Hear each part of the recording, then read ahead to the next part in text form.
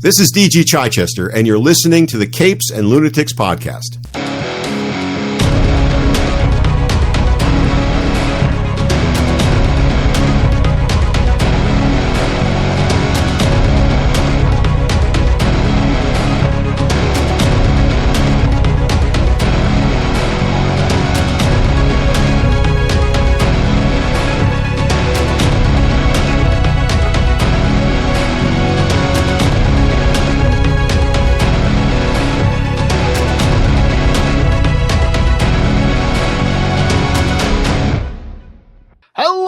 And welcome back to another episode of the Chichester Chats. It's me, Phil. Lilith is here.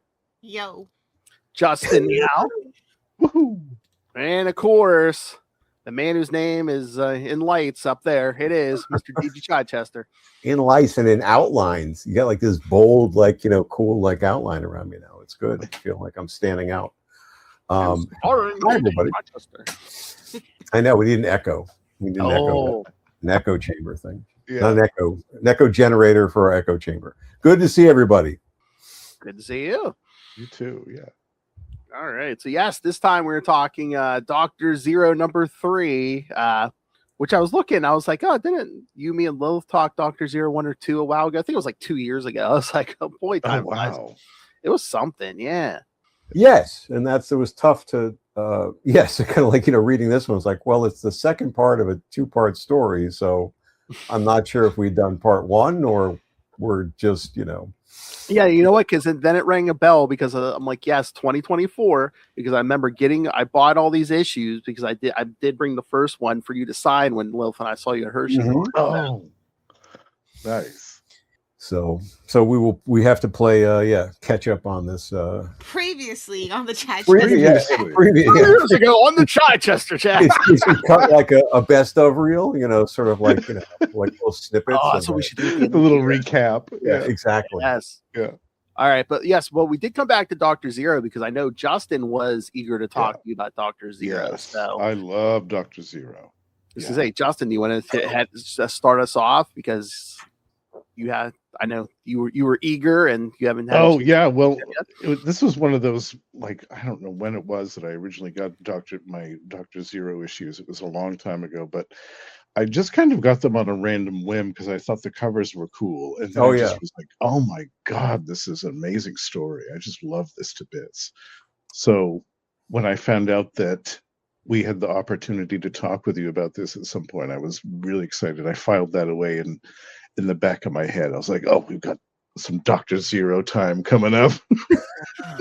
That's very cool. Yeah. I mean, that's great.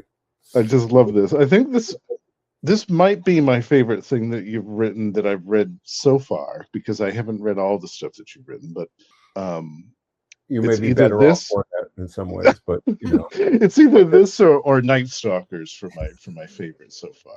I just love both of these. Well, that's cool. Yeah, thank you, Justin. I really enjoyed working on this one, and really all of them. And in red, we always treated sort of like Powerline. There were 3 books: Dr. Zero, St. George, and Powerline. For folks that don't know, who made up this Shadow Line universe that Archie Goodwin had originally created. And we always sort of treated Powerline as sort of like the weak link, which was unfair, in some ways, but I've really come to appreciate, all of them, in their own way, what they sort of kind of taught me. But Zero was definitely his own thing, and I love the cover. You said the covers caught your attention. Yeah. Cover strategy, which Steve Bucelato, the editor, came up with. Always having the same artist do all 3 covers, I thought was really sharp, and he got some really high quality people working on them. Yeah, and I love it. And the logos were great too. I mean, I'm pretty sure Jim Novak did the logos, and they were really very striking and clean, and just felt like they really fit the book, each of the books. Nice. Yeah, I mean, look at that cover. I mean, just the face on it. I mean, the You see clearly the bug eyes looks like Cash Patel. Yeah, exactly. Yeah, That was that's him looking. Podfather That's him Phil. looking up from the Hawaiian waters. As he's coming up. Fuckwad. Snorkel. Of the Arizona, which is just because we have to have every day literally sink lower. So here we do. Yes. Um, Literally, yeah. But yeah, I think is this Kevin Nolan? I think this was Kevin Nolan who did these covers. I think he did do the art on this cover. Yeah. At first, I thought it was Bill, but no, Bill. Yeah, Kevin, Bill did the original set of covers, and then Mm-hmm. and then that was the poster, as well. But this was Kevin Nolan. But really, really striking stuff. So good. Yeah, I love it.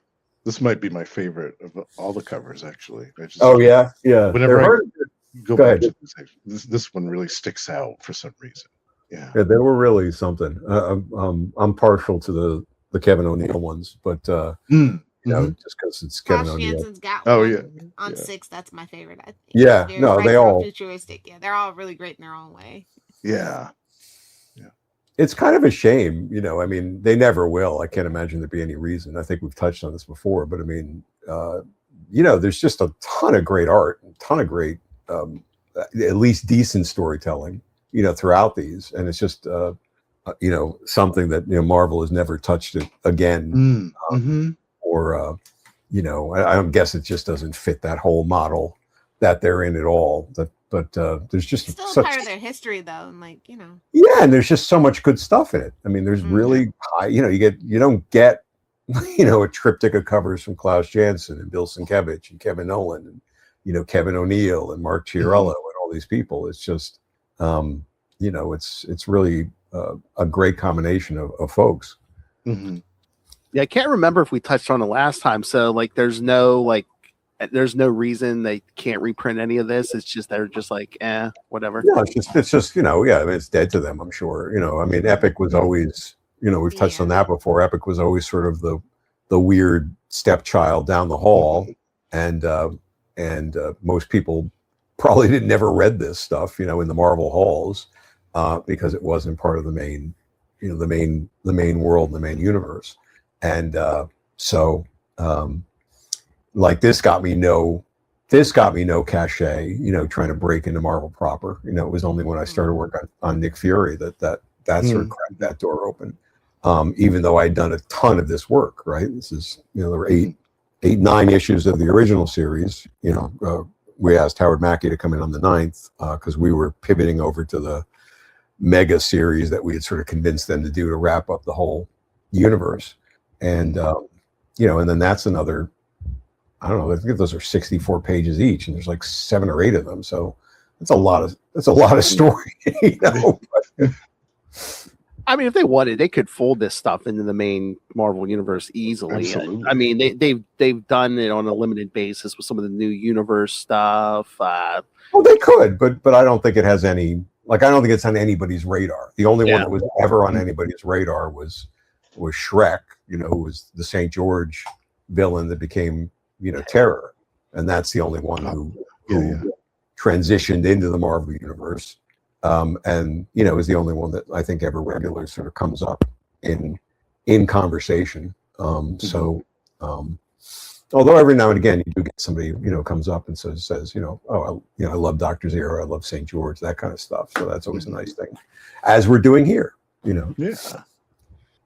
Yeah, I'd love to see the whole Shadowline stuff collected in an Epic collection or some type of collection. I think it would do well. I think that because for me the initial appeal for the Epic books was the fact that they were their own separate universe. It was its own thing. It didn't have 30 or 40 years of back history ahead of it. So it was its own self-contained thing.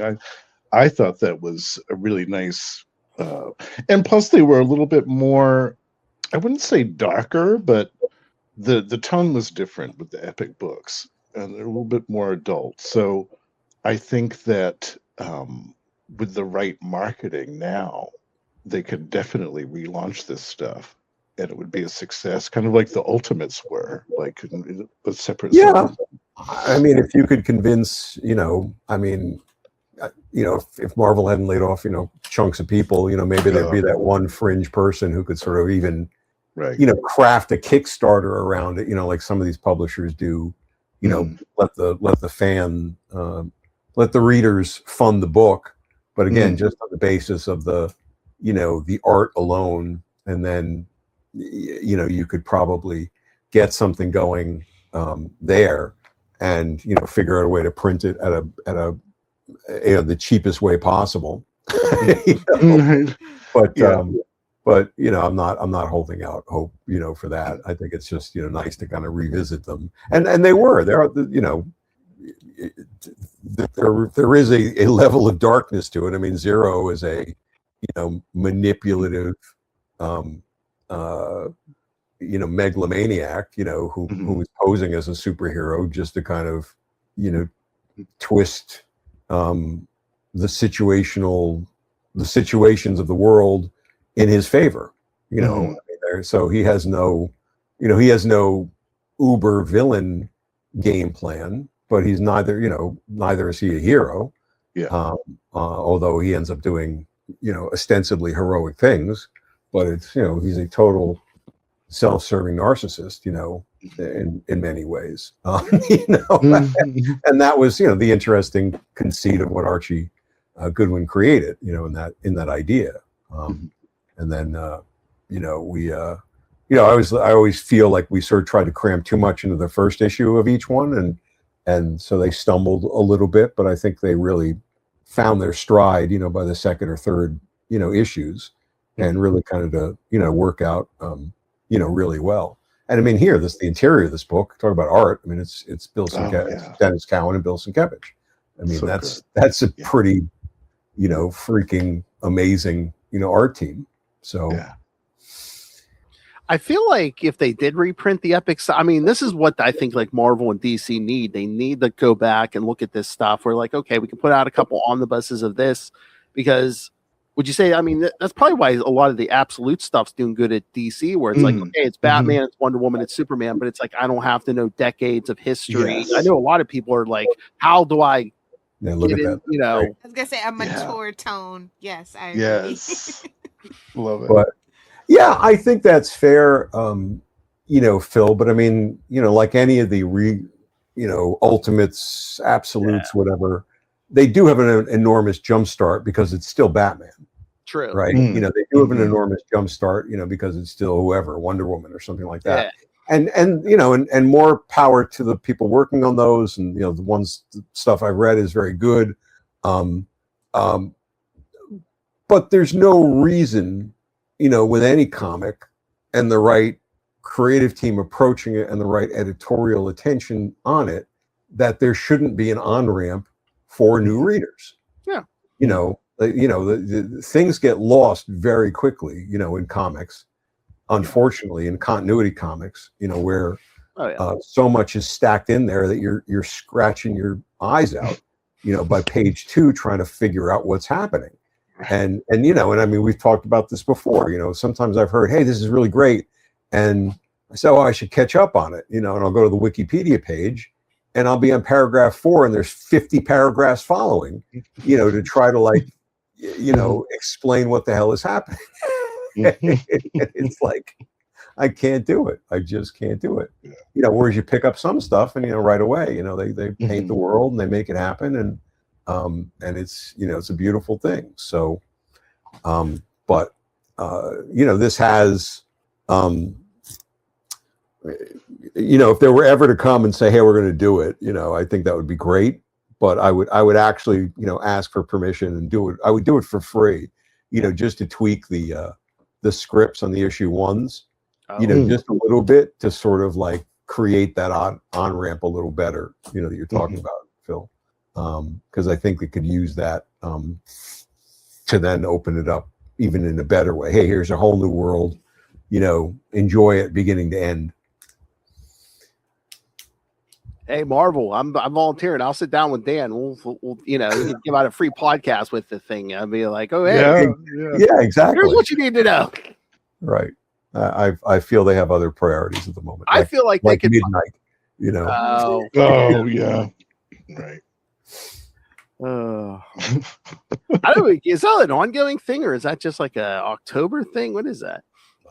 I have no clue. It's I like was it's like horror X-Men. I see a Spider-Man thing, or was there something else? And a horror FF, But so that was which are I suppose I mean good teams on them as far as I could tell. So I mean maybe worth a look.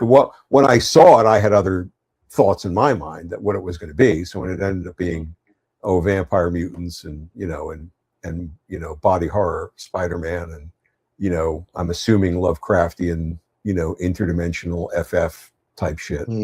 That's that's wasn't where my head was at first, but ain't my circus. So I applaud them and I hope it's great.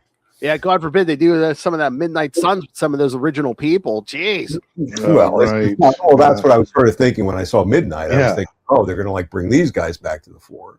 Yeah, that's the thing. Yeah, there's like no Ghost Rider, there's no Night Stalkers, or no it's just Midnight. Morbius. Yeah, well, whatever. Let it be what it's going to be. But no, I think you could promote any of this. You put out a Dr. Zero omnibus or something, and you put from the man who brought you Daredevil black armor. That's right. Yes. Make sure I put Daredevil on the cover. Yes. Exactly. Right. Put Matt Murdock there. I endorse this book.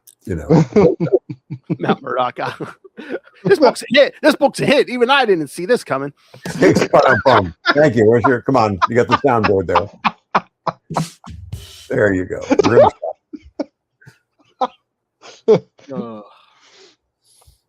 So what were you saying? You were saying in the first issue you felt like there was too much going. Like you tried. I think Margaret Clark was and I co-wrote these, all of them, and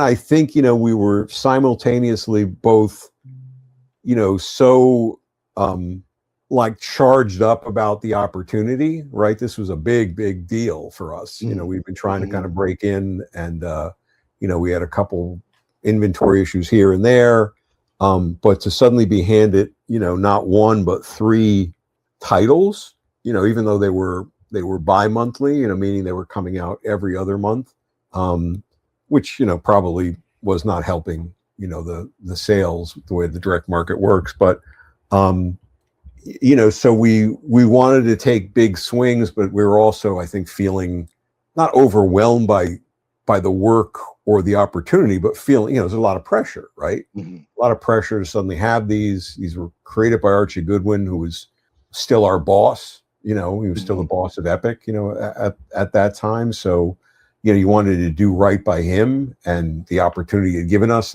and do right by the world he had created.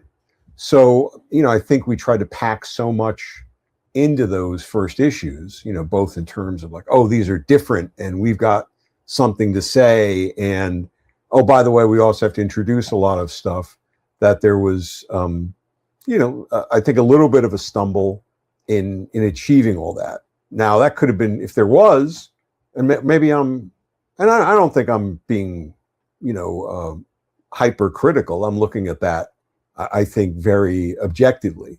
And we could have been called on that, like by Steve Bucelato, who had the challenge of also his first big editorial assignment, and also still working for me and Margaret. So it's a weird dynamic all the way through. We never pulled rank on him, and said, "What do you know anyway?" Which would have been real like shit behavior. But he was still finding his way, and Archie was kind of hands off, like I think surprisingly hands off. And I would have welcomed him saying, "No, this could use a little bit more here." But that's that's what I mean by that. I just feel there's probably a panel here or a panel there, or jumping right into different points of view, as it sort of unpacks. I remember seeing in the first issue where some missiles are flying or something, and there's some over dialogue of whatever the missile command or something, talking about we can't destroy them, we can't intercept them. But you know, it looking at it objectively, I'm not sure it's clear, you know, where the voices are coming from. So you want to wayfind things for the, you know, for the reader. So that kind of stuff. That's what I mean. And was there like a feeling between you and Margaret where it's like this wasn't like really much of a pre-existing character, so like right out of the gate you wanted this book to do well, so you were like, okay, let's flesh out, let's get out here, let's flesh out, show everyone exactly who Dr. Zero is, and was that part sure, yeah. And you're trying to kind of get all that out there. You're trying to like establish, you know, his power, and, you know, get out there that he's announced himself to the world, and the world is so fascinated, and you know, I remember Margaret being the one who came out with the, you know, with the idea of him manipulating like the fashion industry, you know, planting, you know, gathering intel from them to sort of influence his costume, and then having kind of like a reverse loop that, you know, his look would influence the fashion world as well. You know, part of this manipulation, you know, of you know, public psyche, you know, in that way, which I thought was really cool. And there's little hints of that, but there could have been, you know, more to that, or that could have been made a little clearer as well. You know, but yes, in that instance, it's like, oh, look, you know, we want to make sure people really understand this is a different type of main character. I'm not going to call him a hero, you know. Right. And again, like Dr. Zero was like early in your career and stuff. Like with the stuff now, like you're doing for Black Box, like Risk and the upcoming stuff. Like, are you approaching that differently than you did Dr. Zero, or is it? Are there? Oh yeah, I can write now. You know, I mean, that's a big advantage.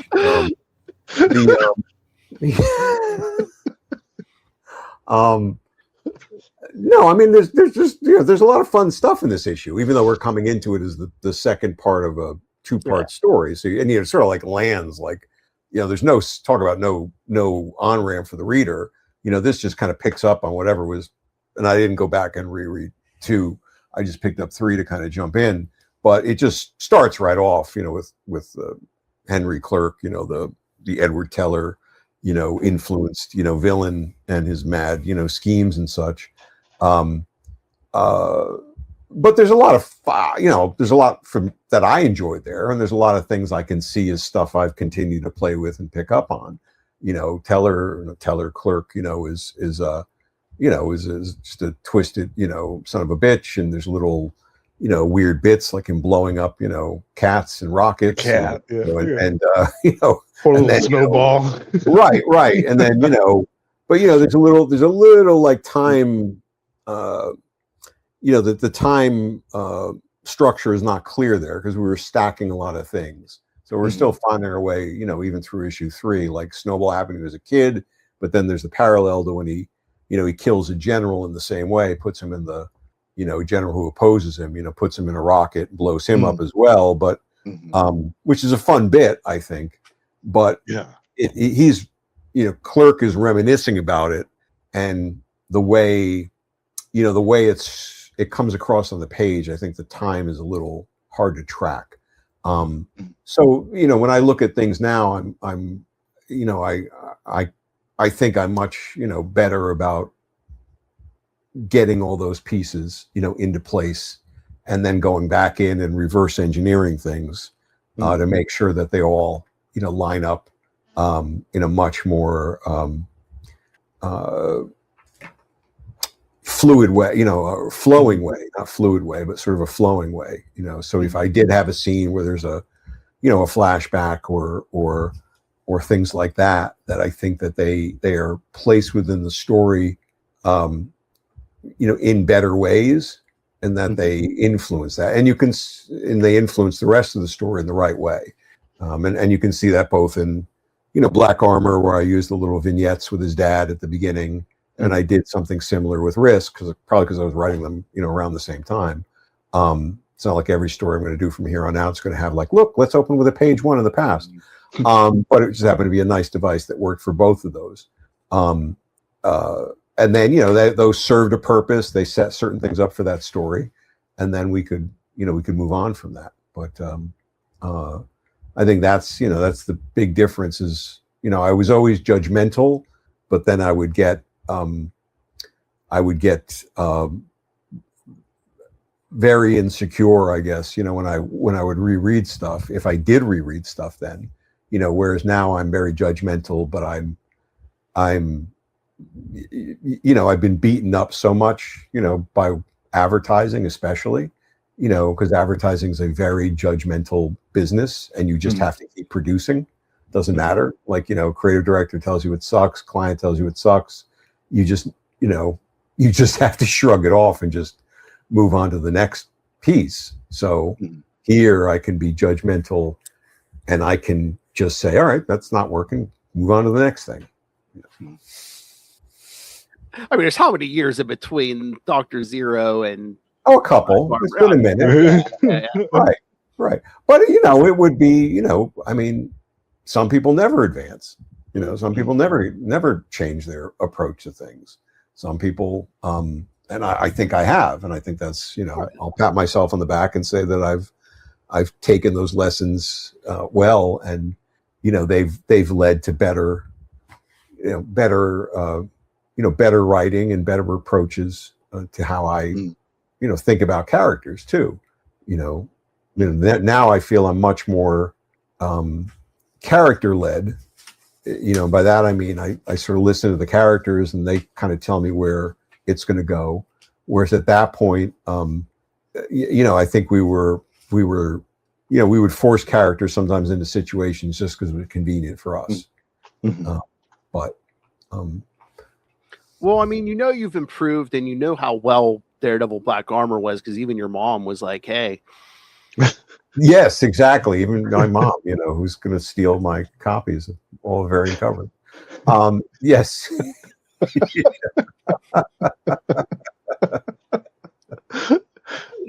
I love that. Were these books all planned out to be like miniseries, or were they? No, they were meant to be, as ongoing as they could be. I mean, the Archie's strategy, which was, I think smart, in a certain way, was, Epic was, we did a lot of great titles. I'll defend, 90% of them, to the grave, of what we were doing. But Epic was so creator led, that was, it was a proto image in some ways, in that way, where there was no strict identity, so the titles were all over the map. Whereas say Vertigo, which we were, kind of in friendly competition with, at least in terms of production values, had a very distinct identity, right? This is a Vertigo book. And I think that hurt us, and Archie thought that hurt us, with the store owners, because they were like, well, what's Epic? We may love an Electro Assassin, and maybe we sort of like a Moonshadow, but we don't even really realize that Gru is an Epic title or something like that. So, his thinking and hope, since we were kind of in the cusp of the universe movement, is that by creating a universe of titles, retailers would lean into that a little bit more, like, oh, Epic has those superhero titles. Oh, and look what else they have, right? They would start with the superheroes, which was their laughing place, their safe place, as it were. And then they would branch out into the other titles that Epic had available. So, it was kind of a Trojan horse, I guess, in a way. And, if they had sold well, then, God willing, they could still be running today. But it became clear, at a certain point that the numbers weren't there, and it wasn't financially feasible. But so we got out ahead of that, though, before they came and said, the chopping block is here, or the ice cream man cometh, and we we said we'll pull the plug if you but let's green light a maxi series, which became Critical Mass, and we'll wrap everything up, which is a weird thing for them to agree with, because if these weren't doing so well, now we're going to launch a massive 6-7 issue, maxi series in a premium format, no less, because they were all like perfect bound. And get ourselves another several hundred pages of comics out of that. But they agreed to it, and I haven't read Critical Mass in forever and a day, but I remember really being very pleased and proud of what we did, for the characters and the line, and how it all kind of actually developed certain storylines more, and then kind of brought it all to a pretty good close. And that story brought back, Henry Clerk, who's the villain in this one, as sort of the trigger, if you will, for that story and everything that was going on there. Do you think it was the math? They were like, well, if we do this miniseries, if you added everyone's numbers together, it'd be like, okay, this might sell decently. Yeah, there was some of that. Yeah, I think so. Yeah, I don't remember exactly, but I think it was something along those lines. Well, each title can't sustain its own thing, but if we put them all three together, that's good. We'll get, we'll have these artists on it. Maybe I don't know, maybe the perfect bound stuff was selling a little bit better. Whatever, snake charming we did, it worked, and got them to green light it. And then as I said, we stepped off with 8, and then, asked Howard Mackey, who we both liked as a writer. But he was like, why me? I don't think he took it. He seemed he seemed kind of a little bit put out that we had sort of approached him. But as I said, we liked Howard and liked him as a writer, so we thought he would do justice to, that last issue while we pivoted to, this. Although in retrospect, I'm not sure why we just didn't, end the series with 8 and then just go directly to this. So I can't remember the rationale behind that. Maybe 9 was already pre-sold and had to be done in terms of a direct market thing. That might have been it. Yeah, I don't know if I told you this last time. I don't remember seeing a lot of ads for the Epic line when I was reading comics around this time. Either, yeah. The Epic line showed up in the Epic books. Yeah, exactly. Yeah. Stuff. Yeah, it was. Yeah, exactly. It's sort of if you like this one, we have 2 more. We've got 2 more. Yeah, I saw it in Alien Legion, and that's all Epic stuff. Right, you were reading it. Yeah, and it was a nightmare. That Fabian Nicieza guy, he was a horrible person to work with.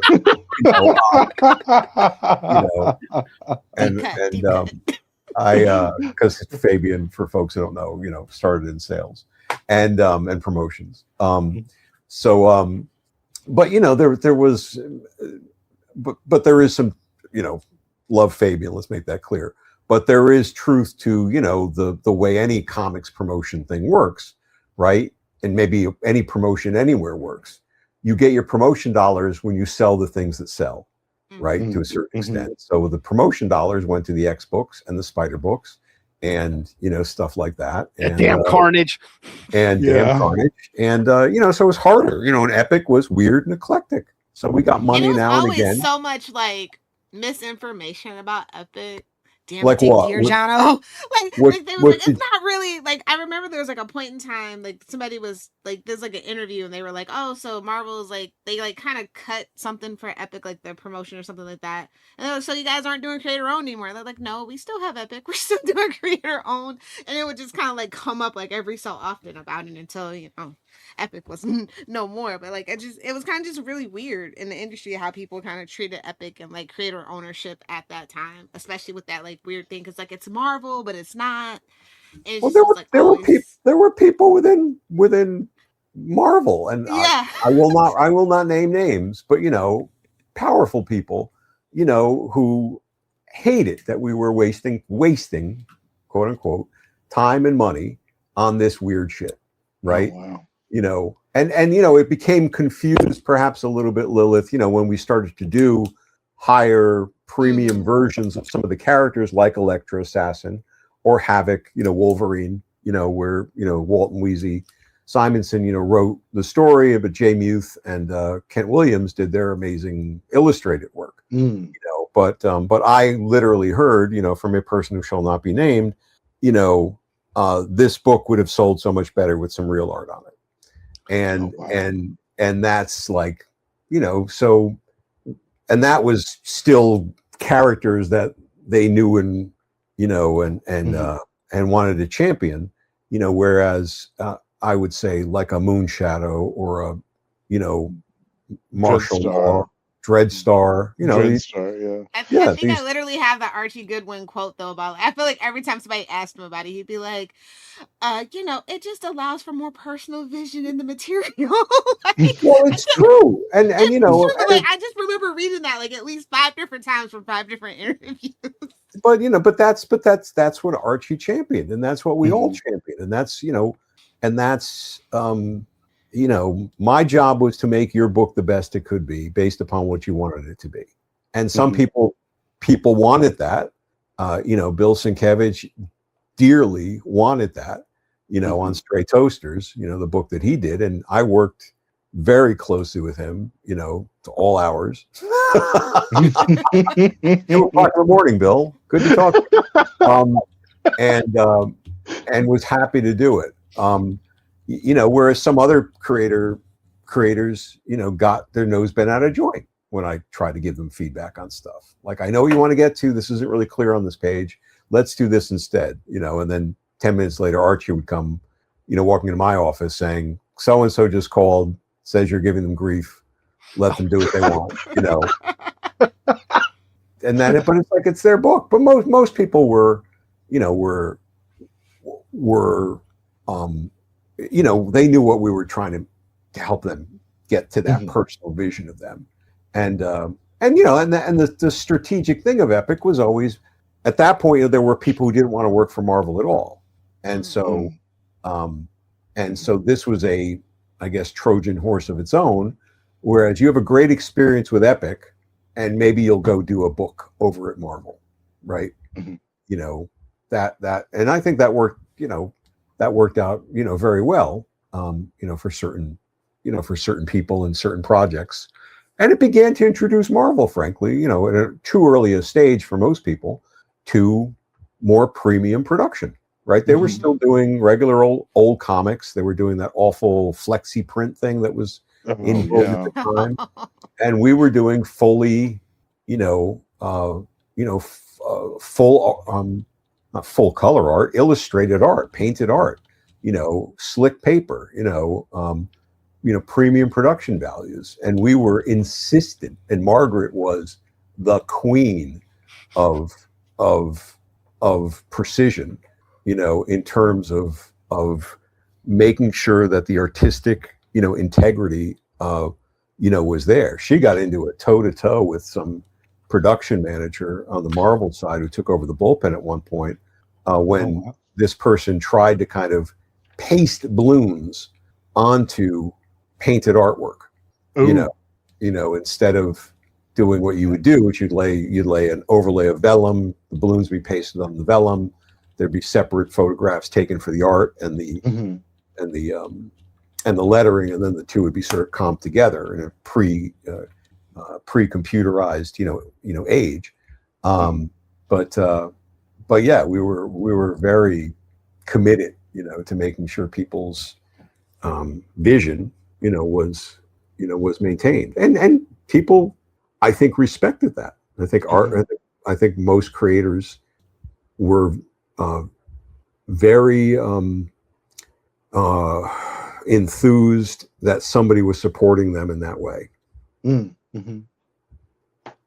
Yeah, I'm still impressed with how the colors appear on this paper. I think this is what the Mando paper they used to call this back then. Yeah, I don't remember. It was like a heavier, thicker stock, but it made the colors look so much better. And and we got good people. Steve Steve did not have any reservation about calling anybody, to bring in some big guns and some real talents on stuff. That's great. So Yeah, I love to see. I was reading the quote unquote editors comments. In this case, it's zero input, and I love to see that people have always thrown around the word fascist without actually understanding what the word fascist means. Oh, yeah. or or a society, right, or dismiss the word fascist, as if it doesn't mean right. Yes. I don't think Dr. Zero's a fascist at all. A narcissist, yes, but definitely not a fascist.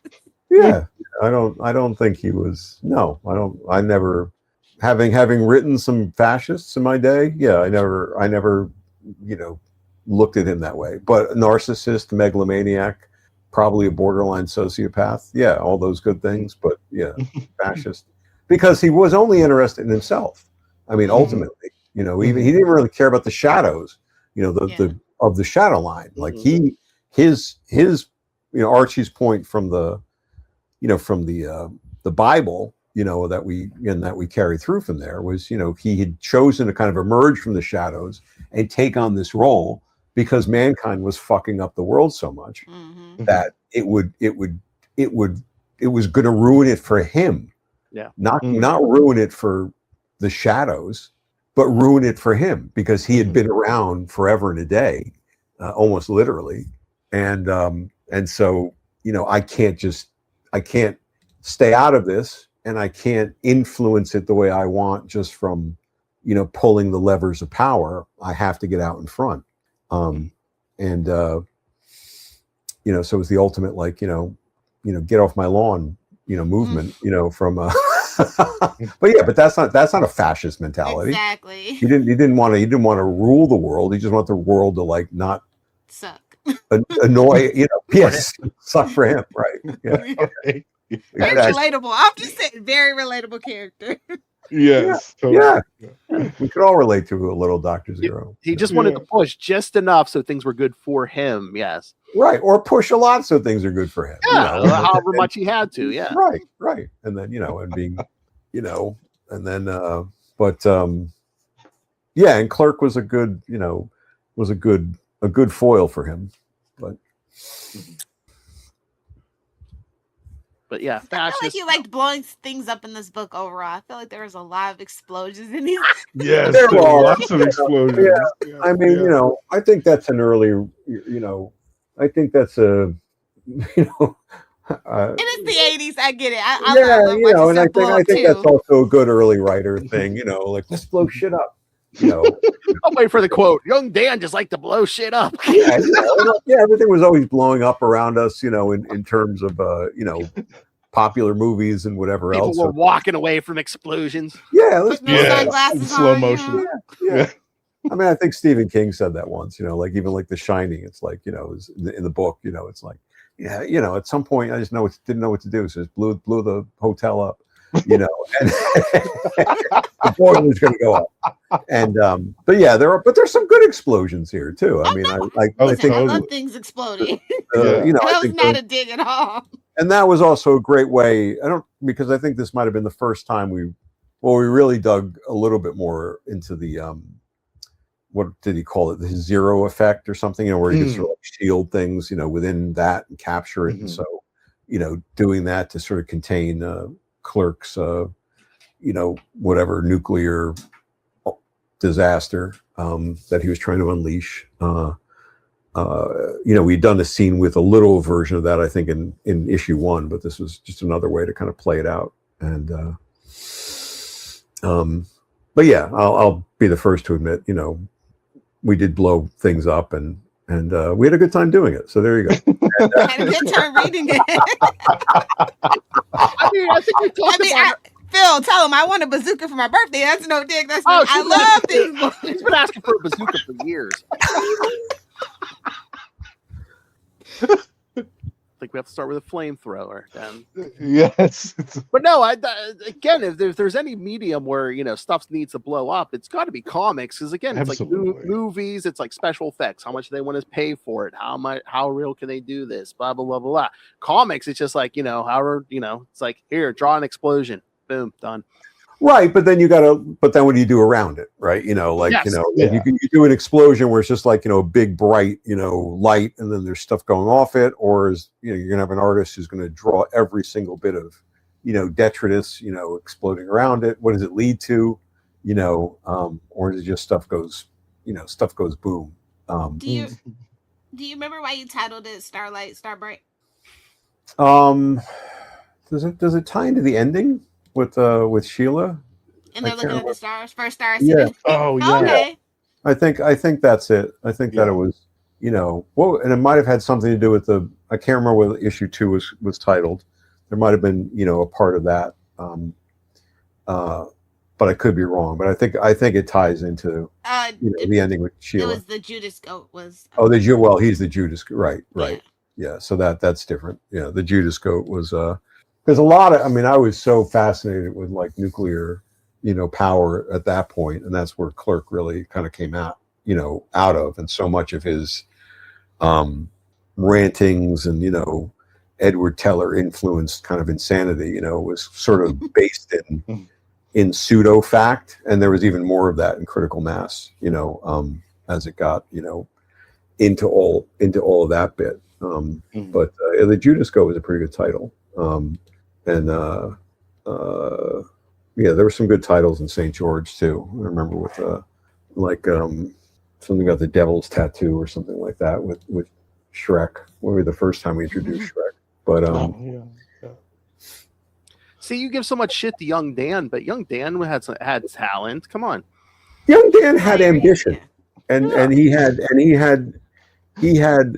It's the Ira Glass quote, I think we've talked about before, which I can never remember verbatim, but I'll leave that to Ira Glass, where it's like, when you start out, when you want to do something creative, you want to do it because you have taste, and you're really jazzed by certain things, you're really jazzed by certain movies or comics or books, that are really good, and you have the taste to know that that's great, and you aspire to that, but you don't have the ability yet, so you try for it and you reach for it, and maybe you get partway there, but you also get some things wrong. And then there's a lot of people who just give up, right? Because it's not easy, and it takes the work to get past that point where your talent can match your taste. So I had taste, Margaret had taste,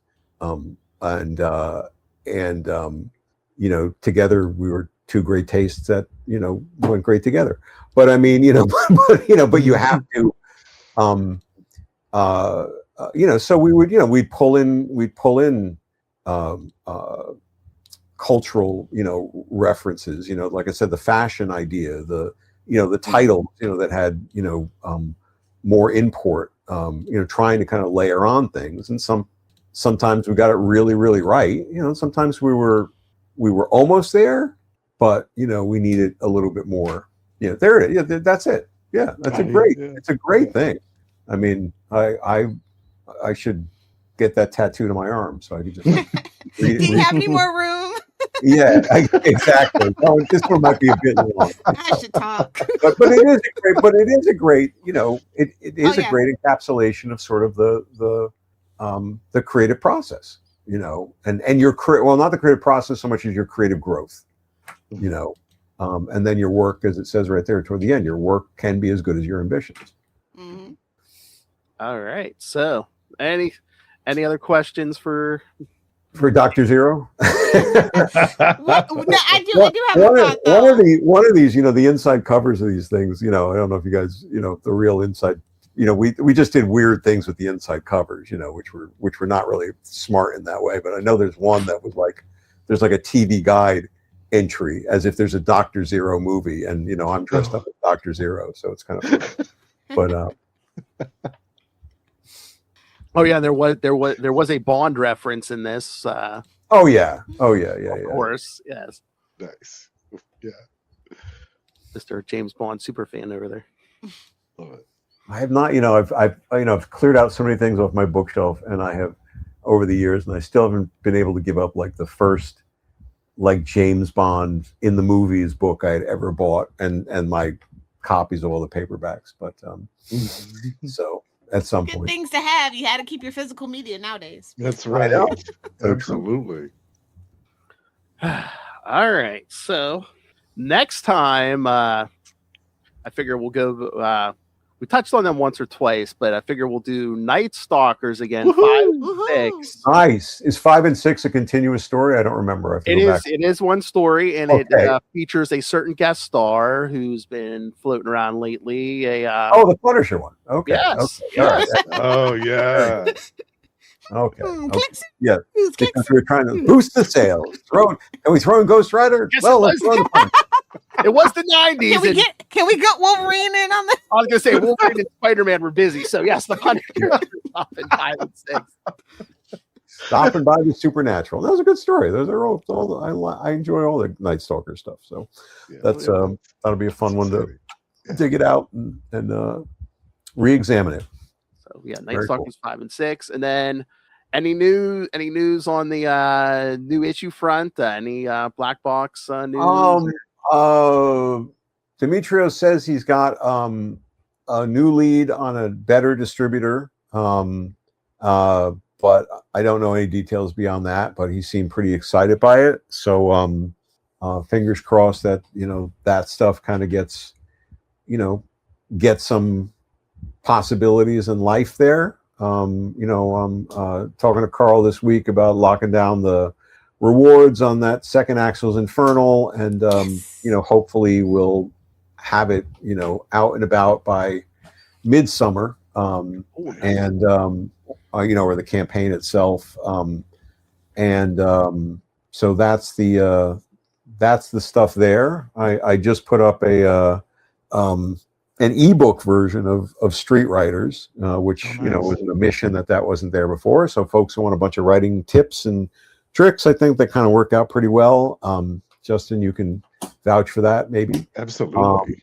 But that's an ebook now, so it's easier for folks to grab hold of. And then the next 2 weeks, if you're in Oklahoma City or thereabouts, I'll be there next weekend, Memorial Day weekend, and then the following week, I'll be in Nashville because you're clearly a glutton for air travel punishment. So get back and then turn around and go back and go to Nashville. So those are 2 Galaxy Cons, 1 week after the other. Man's busy. Yeah. So I'll probably regret it. But we'll see. So the weekend after, don't bother him. He's going to be in a coma. Yeah, exactly. Exactly. No air travel. All right. Well, thank you, sir. Once again, guys. always very generous with your time. Thank you so much. Well, thank you. Thank you, all 3 of you. It's always fun. Good visit. And I hope you guys stay well and enjoy the summer's almost here. So, rushing right into it. All right. Very good. All right. Go find a national monument to desecrate. And all right. Safe travels, sir. Take care. Be good. Bye. I was going to say, don't we be like, no, I don't think so. I pick the Washington Monument. I was going to Mount Rushmore. Of course, Lilith picks the big phallic one, of course. I'm going to blow all those faces I had to off be that Justin mountain. to it. Then when you say Dr. Zero's not a fascist, I wanted to say, yeah, he's not looking for a ballroom or anything. Right? Yeah. He doesn't have a golden statue of himself out front. Yikes. You're talking about Homelander or the other? Facts are stranger than fiction at this point. I know, wasn't that like the last season of The Boys? They're like, yeah, they think we're keeping up with real life events, and meanwhile they were writing the show, and they're like, damn it, he's doing the stuff we wrote. He's copying us now. Why do you think they didn't take a break? A 2-year break? They couldn't.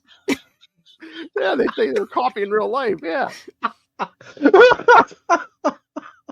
All right. So yeah.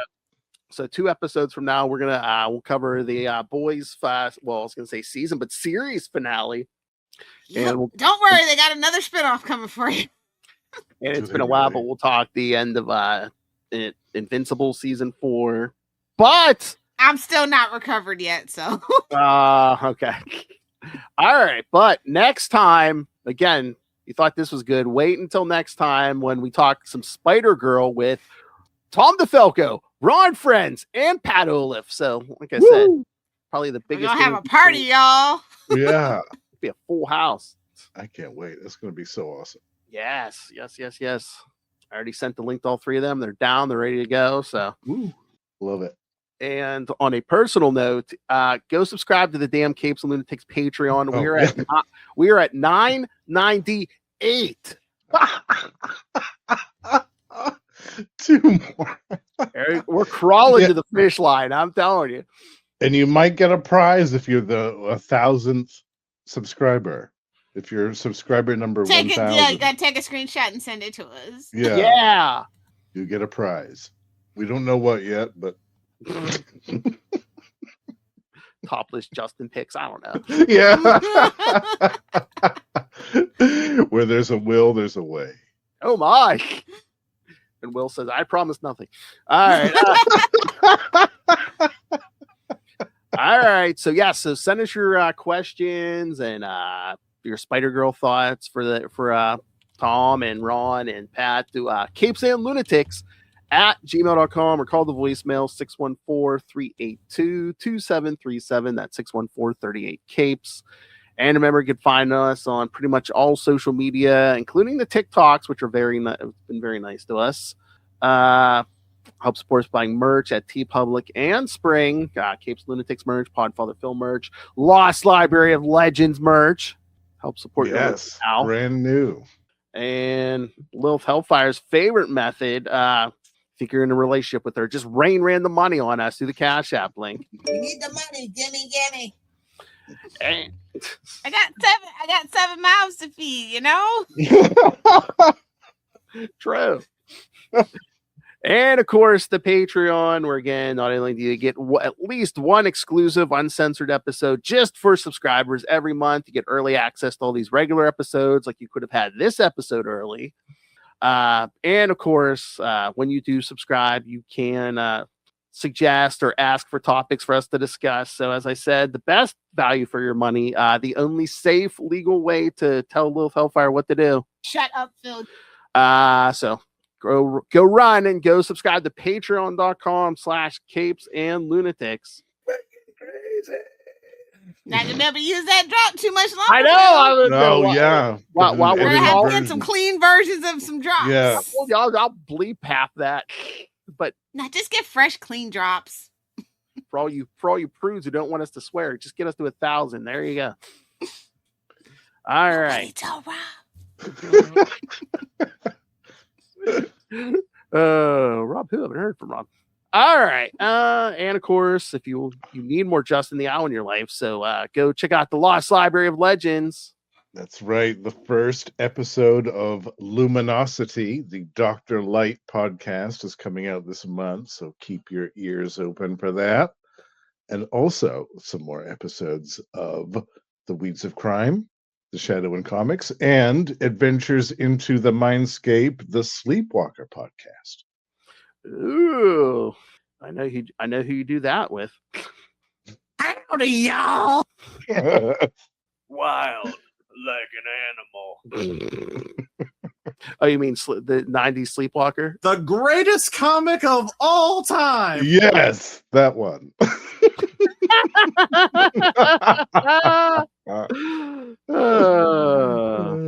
Push is a squishy. All right, and remember, go check out Dick Grayson Boy Wonder on Amazon. Go help our friend Kristen by picking up Dick Grayson Boy Wonder. You will learn something about the character, I promise you, and it's good summer reading.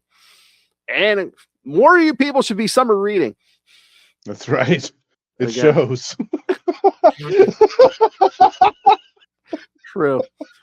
And again, follow me all over social media at PodfatherPhil and go pick up the damn t-shirt. All All right. All right, everyone. Thank you for joining us. Again, Tom DeFalco, Ron Friends, and Pat Olaf next time to talk all things Spider-Girl. And then we'll get to the finales of Invincible and The Boys. All right. Join us next time. Remember, don't be a fascist.